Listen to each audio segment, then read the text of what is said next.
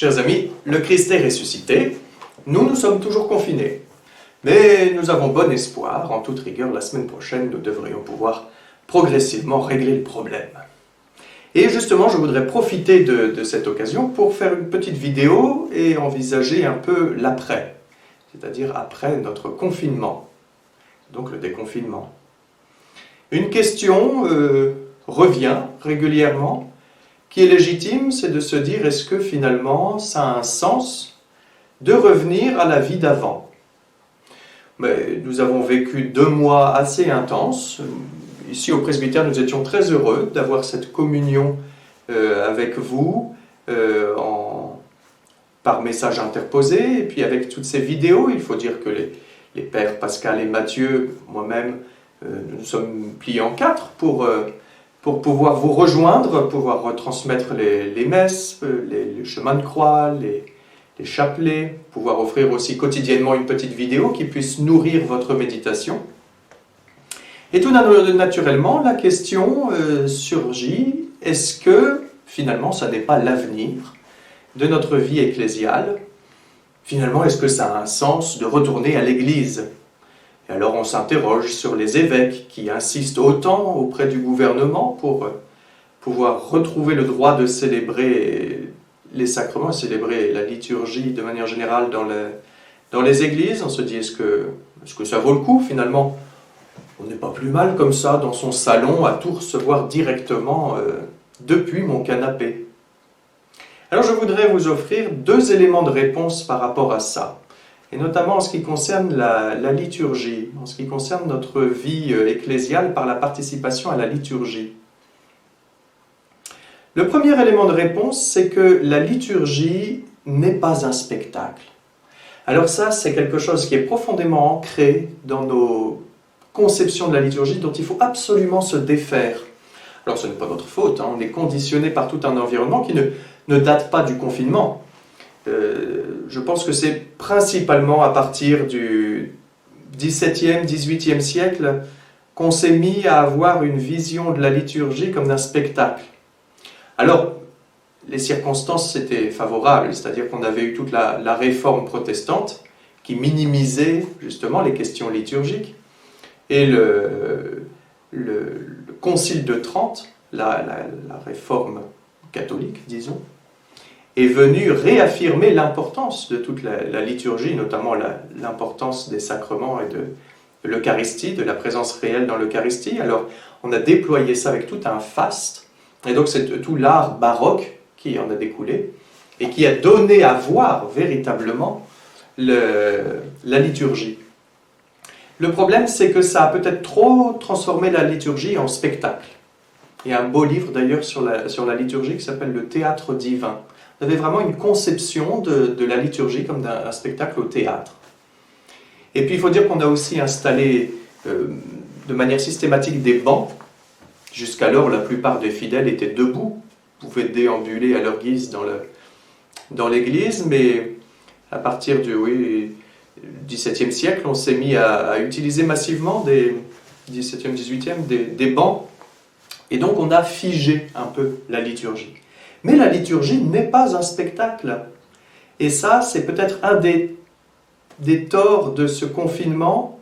Et c'est que, effectivement, on est obligé de passer par la caméra pour vous rejoindre. Et donc, vous êtes confortablement installé chez vous et vous regardez un peu ce qui se passe. Et c'est difficile de s'y associer physiquement. Or, c'est l'un des enjeux capitaux de notre foi. La religion chrétienne, fondamentalement, est la religion de l'incarnation. Alors ça, on ne le dira jamais assez, mais il faut le répéter avec force. La religion chrétienne est la religion, je crois, qui assume autant le corps humain. Contrairement à toutes les âneries qu'on peut entendre encore aujourd'hui à droite et à gauche, je ne connais pas de religion qui ait une vision si belle du corps humain. Dieu a assumé notre humanité, notre corporéité en se faisant homme. Et donc, il y a un enjeu fondamental dans la liturgie qui est de la vivre physiquement, de la vivre avec notre corps, avec nos sens. Et donc, en ce sens, il est nécessaire d'aller à l'église pour vivre la liturgie. Et parce qu'on quitte sa maison, on va à l'église, il y a un déplacement physique, le fait de changer de lieu, de parcourir une distance, ça s'inscrit dans notre mémoire, on n'est pas dans son salon, on se déplace vers un autre lieu. Et puis, on fait l'expérience de la liturgie par notre corps, par nos sens, par ce que l'on voit, par ce que l'on entend. Le goût est mis à contribution par la communion, la réception de la Sainte Eucharistie, l'odorat aussi, l'odeur de l'encens, l'odeur des cierges, le toucher aussi, hormis les questions de confinement, en toute rigueur, on se salue, on se serre la main à l'entrée, sur le parvis, on se donne un baiser de paix, un geste de paix. Donc il y a un contact physique, le toucher. On vit la liturgie physiquement par notre corps, par nos sens. Et donc, au moins pour ça, il est essentiel, je pense, de retrouver notre vie ecclésiale dans les églises et de revivre la liturgie avec toute notre communauté. Il y a un deuxième enjeu qui est tout aussi important dans le fait de célébrer la liturgie tous ensemble, c'est que la liturgie, c'est une action communautaire. Ça n'est pas juste moi. Et ça, c'est peut-être l'un des problèmes de la caméra, le fait d'avoir la liturgie chez soi derrière son écran, c'est qu'on est peut-être moins sensibilisé au fait que lorsque je participe à l'action liturgique, je participe à une œuvre globale. C'est toute l'Église qui célèbre la liturgie. Pas seulement moi, pas seulement ma communauté chrétienne, ma paroisse de Sainte-Aldegonde. C'est toute l'Église, à la fois sur terre et dans le ciel.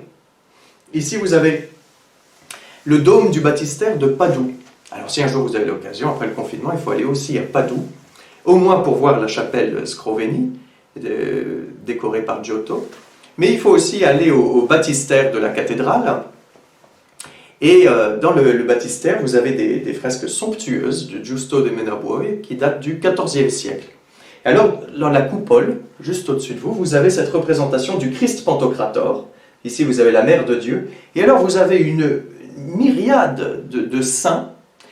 Véritablement, lorsque vous vous trouvez là, vous avez le sentiment d'être en communion avec toute l'Église terrestre et céleste. C'est vraiment ce qu'on appelle l'Église militante et triomphante. C'est toute l'Église qui célèbre la liturgie. Et ça, c'est très important, la dimension communautaire de notre vie spirituelle. Ce n'est pas juste moi et mon Jésus, mais c'est toute l'Église qui célèbre la liturgie. Et donc, il y a une importance toute particulière à retrouver la communauté physiquement. On sait, en regardant notre écran lorsqu'on a la messe tous les jours par Facebook, on sait qu'on est... Là, il y a un petit œil qui nous indique combien il y a de personnes derrière l'écran, et puis parfois il y a 2 personnes sur le même écran. On sait qu'on n'est pas tout seul.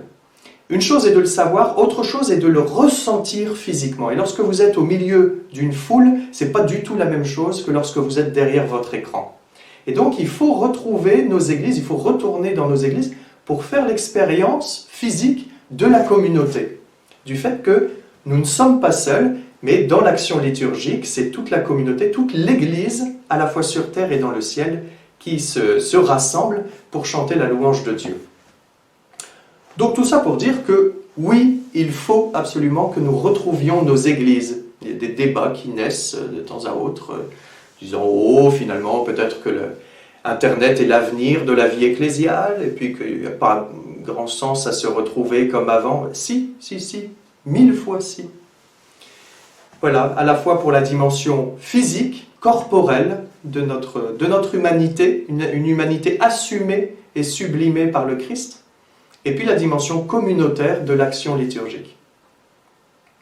Je nous propose de prendre un temps de prière, comme chaque fois, et je voudrais prier avec la préface.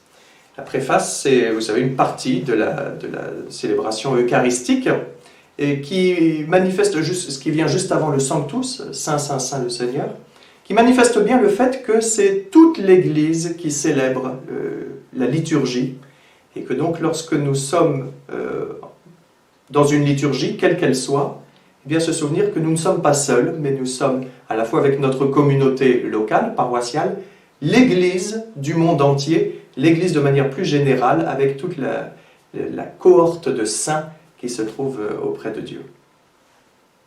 Je nous propose de prier donc avec la deuxième préface de Pâques. Au nom du Père, du Fils et du Saint-Esprit, Amen. Vraiment, il est juste et bon de te glorifier, Seigneur, en tout temps, mais plus encore en ces jours où le Christ, notre Pâque, a été immolé. Grâce à lui se lèvent des enfants de lumière pour une vie éternelle, et les portes du royaume des cieux s'ouvrent pour accueillir les croyants. Oui, nous te rendons gloire, car sa mort nous affranchit de la mort, et dans le mystère de sa résurrection, chacun de nous est déjà ressuscité. C'est pourquoi le peuple des baptisés, rayonnant de la joie pascale, exulte par toute la terre, tandis que les anges dans le ciel chantent sans fin l'hymne de ta gloire. Saint, Saint, Saint, le Seigneur Dieu de l'univers, le ciel et la terre sont remplis de ta gloire. Hosanna au plus haut des cieux. Béni soit celui qui vient au nom du Seigneur. Hosanna au plus haut des cieux. Gloire au Père, au Fils et au Saint-Esprit, comme il était au commencement, maintenant et toujours et dans les siècles des siècles. Amen. Au nom du Père, du Fils et du Saint-Esprit. Amen. Bonne journée à vous.